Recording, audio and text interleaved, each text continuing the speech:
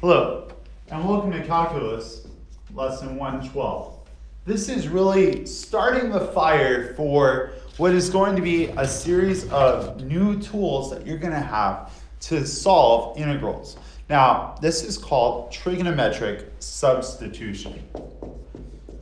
I know that back in the day, I told you that substitution was probably the worst choice for solving systems of two equations and two variables. Well, unfortunately, in calculus, it's the best choice when we're using U substitution and we're using trig substitution to solve integrals. It's like those foundational things that you start off in your walk with Christ and you learn the gospel, and then as the years go on, God opens your eyes to more and more and sees how that can apply in more and more areas. This is really exciting stuff. Now, for today's lesson, they're actually not even having you solve integrals yet. They're just having you do the trigonometric substitutions. So we are meant to simplify the expression 1 over the square root of x squared minus a squared using the substitution secant of theta equals x over a. So how am I going to do that? Well, it's actually pretty simple. I want to get rid of my x's and I want to substitute them for something that has theta as my independent variable.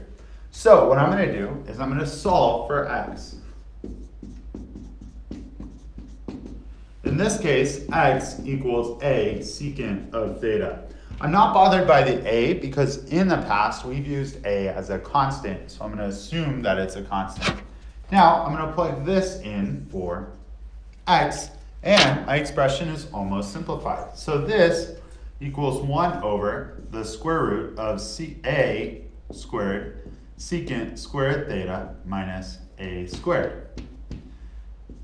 Now you might ask, how is that simplified? Well, let's do a little bit of work here. We see that these both have a squared, so I can pull that out. So that's 1 over a times the square root of secant squared minus 1. Now, from our trigonometric identities, we remember that secant squared minus 1 equals something. What does it equal? Well, it equals tangent squared. So this expression is the same as 1 over a square root of tangent squared, and that equals 1 over a tangent theta. So in the future, that will help us solve integrals because we can simplify down something that's ugly into something that is much more simple. Okay? So let us try another one.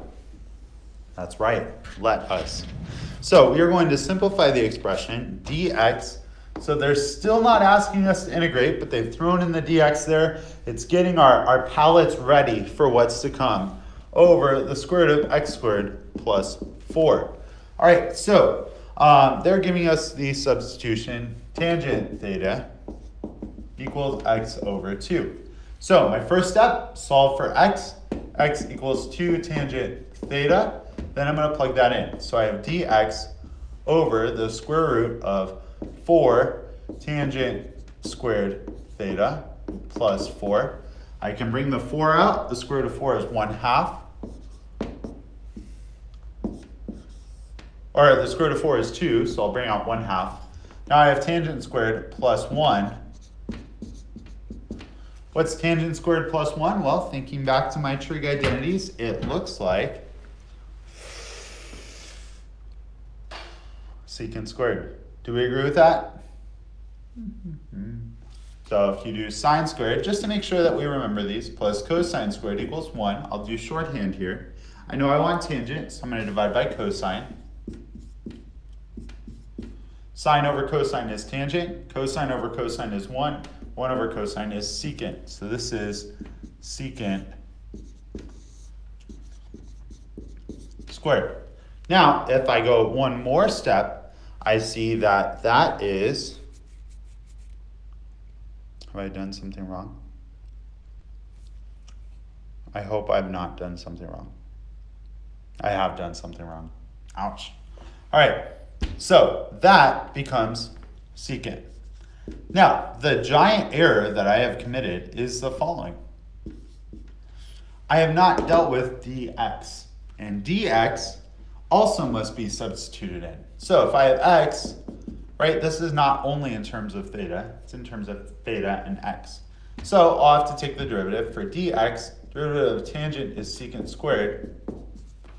So I'm going to plug in 2 secant squared here. The 2's cancel, one of the secants cancel, and I'm left with secant of theta. So this simplifies down to secant, which would be much easier to take the integral of.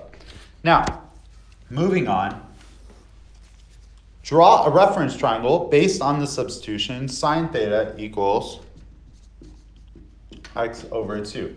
Now this is the final step in this trigonometric substitution process, is that we're going to be drawing triangles for these things and then figuring out cosines, sines, tangents, secants based on that triangle. So we can add another layer of substitution to it, maybe if it doesn't fit as nicely as our examples have before. So my first step is to draw a triangle. If this is my angle theta, and I know that that sine of that angle is x over 2, the opposite side is x, the hypotenuse is 2, so I can find out this side, it's the square root of 4 minus x squared by the Pythagorean theorem. Now, they want us to simplify the expression ln of the square root of cosecant theta minus cotangent theta. So even though I only know sine of theta is x over 2, I can find cosecant. Why? Because cosecant is 1 over sine, or it is hypotenuse over adjacent, in this case 2 over x. So I can plug that in. Cotangent is 1 over tangent, so that's adjacent over opposite. That would be this over x in all of its ugliness. Okay, and now we have something ugly. It doesn't look much simpler, but alas, our answer is